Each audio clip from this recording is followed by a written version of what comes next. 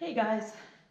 Okay, so I've been working on a serger cover, and the design I've been thinking about putting over the top of the serger cover is these blue bonnets. And the actual blue bonnets are not something that I created as a design.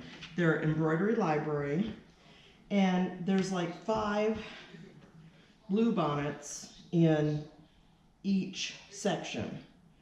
And what I did was I took my fabric, and I know that I think my serger's 14 inches. What I need is going to be 14 inches. So I cut this 16 inches, and that way there I can cut off some on each side. If it's not perfect, it doesn't matter. I also made a huge mistake.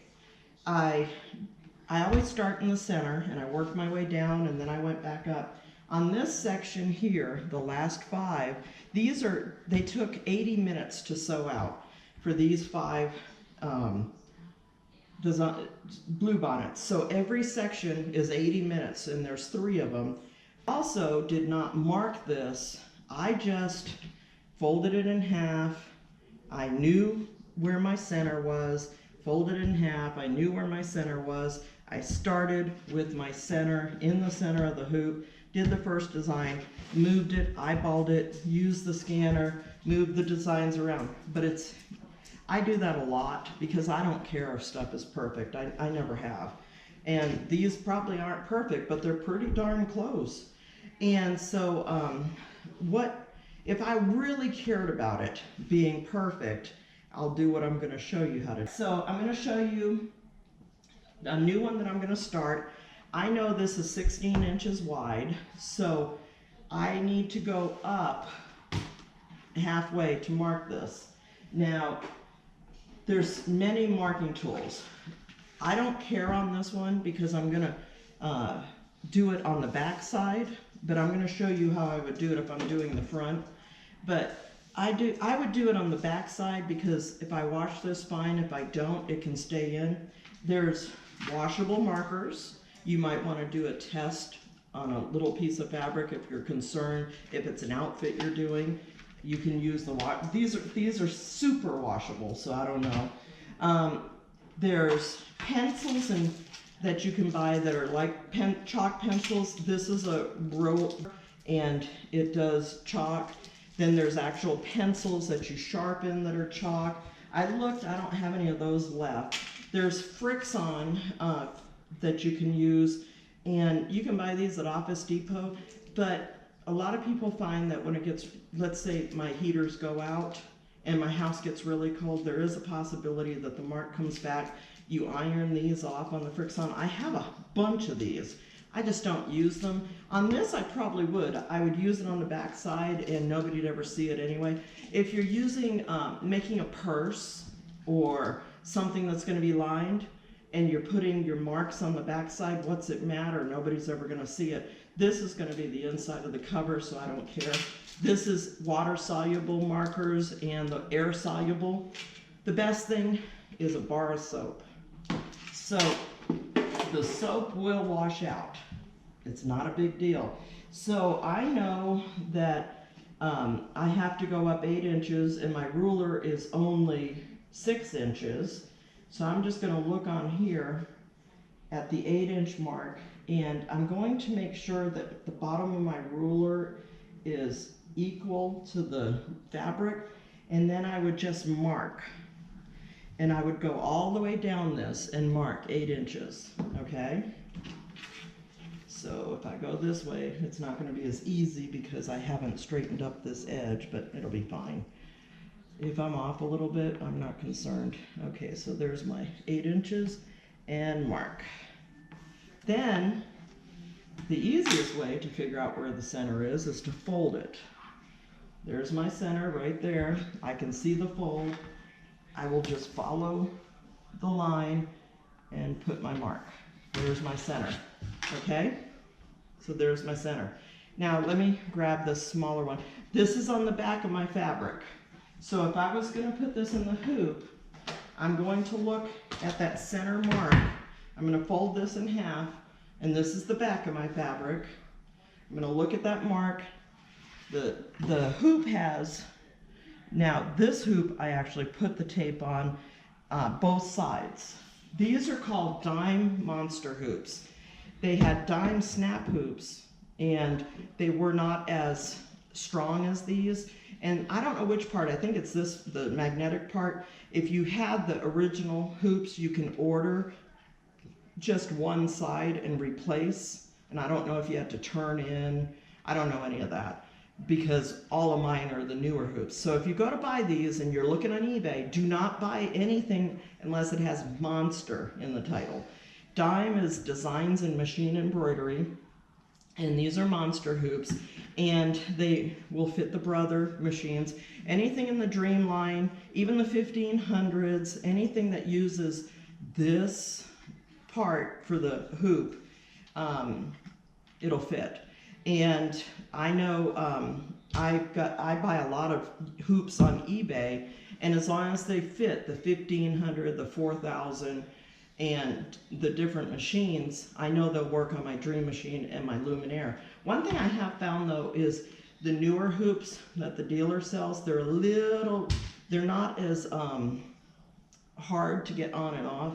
I know that on my Luminaire, the Dream machine hoops are a little harder to get on and off. It's like they're a little thicker, so I could sand them a little probably and take a little bit off, but that's what I had to do with all of these. I had to sand them because when they first made these, they weren't made perfect. The new hoop I've got that I bought from the sewing shop is a 9.5 by 14, and it's nowhere near as wide or as thick as these, because it goes on just as smooth as the new hoops I have for the Brother Luminaire.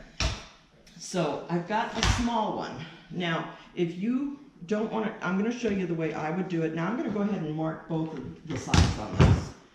So this one is 5 inches. And then I mark the center, and then just go. All right, love the bar of soap. Okay, so on both sides on this one, so you can put it on either side that you want, if you want it on the top or the bottom. Now when I'm looking at it for the bottom, this is how I do it. I fold it on the half mark, then I get the bottom of the hoop and I put it on a straight line, and then I put the middle where it meets on the fold here at the 0, and I carefully move it up until the line going across on either side matches up with the 0. Then I fold it over, and I know that my fabric is perfectly centered. I could turn it back since I've got it marked on the back. I'm usually doing it on the back of the fabric, and you will see that that line meets that 0, okay? So then it's all straight in here. I just take, and each of these hoops has a little finger grasp. I usually keep them on the right-hand side. You take the hoop and you lay it up against the edge. You figure out where the bottom is, and then you just snap it down. Okay? Now it's hooped, and you could go ahead and tighten it a little bit by giving it a little tug so it's nice and tight in your hoop. All right, so the one that I'm doing right now, that's if you want to, I wouldn't want to mark the top of this and then have to wash it, so that's why I just mark the bottom. If you don't have a problem with washing stuff, you can mark the top, and it's just as easy. You know, you're looking at the top, you're gonna take this and you're gonna line it up with the 0, then you're gonna move it, you're gonna make sure that it lines up. See, that's why it's easier to have the mark on the bottom. When you turn the fabric back, you can look and see that it lines up with the 0. Okay, so then I've sewn out the first design, which is in the center. What I would do next, more than likely, I would do this at the machine, but I brought it here because it's just easier. I would take off the top of the hoop, and it's perfectly centered, and I can see where the sides of the hoop are, My hoop is straight and it's on a line here. I'm just going to move it forward where I know the edge of the hoop is up here, and I'm going to flip it over and I will see my center line. Now I'm not worried about the side line. I can tell by looking at the fabric that where the edge needs to be on the frame, so that's not an issue. The top of the frame, I know I want at least a portion of the design to still be in the frame so that I can move, scan, and move my design so that it's just near the one I sewed. I fold back and I make sure that the line is matched up with the dot. This one I don't have the tape on, but I make sure that it lines up, and I make sure that it's all straight. Then I just do the same thing. I take the edge, there's on the right hand side, there's 2 of them.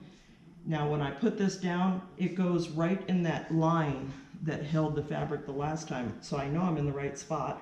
And then I just put it down, and I can gently tug a little bit if it's not snug. And then I'm ready to sew out the next one. So next, I'll go ahead and show you on the machine.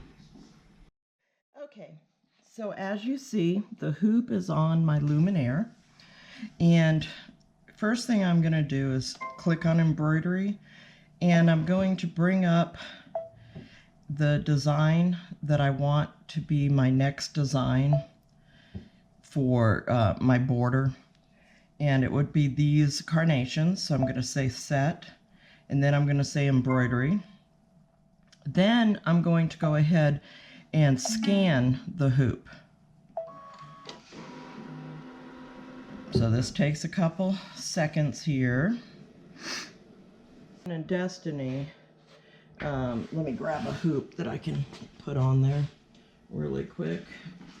There's nothing on this really, but I would have my project hooped, and then I would go in and I would choose whatever design that let's just go into kitchens and we'll choose a design. So that'll fit in there. So I would choose my design, and I would scan my fabric the same way. Actually, I could have hit embroidery and then scanned it. So either way, you're going to use your scanning tool in order to get your placement for this. So once this was scanned in, if I had the top of a design up here, I would just go to edit and move, and I would move it to the location, or if I needed to move it up or down a little, that's how I would do it. Okay, so now so once I have this scanned in, you can see, let's see if I can get this a little better. You can see up here at the top, that is the last set of flowers that I sewed out. And I'm going to close this, and I'm going to go to layout, and it's basically the same on both machines. And I'm going to go to move. The buttons are in different spots is the only difference. And so like for those blue bonnets, there would be half of a blue bonnet probably sitting up here. And all I would do is just move the design in to the location that I want it to be for sewing out the next step. So if I had these 3 flowers already sewn out in the center, I would just move them, and then let's say that I've got the fabric in a little wonky and I know it needs to move up a little, I just move it up a little. If I want them farther apart, I just move it farther down. So that's how you do it. And then once you get it in place, you just start sewing it out.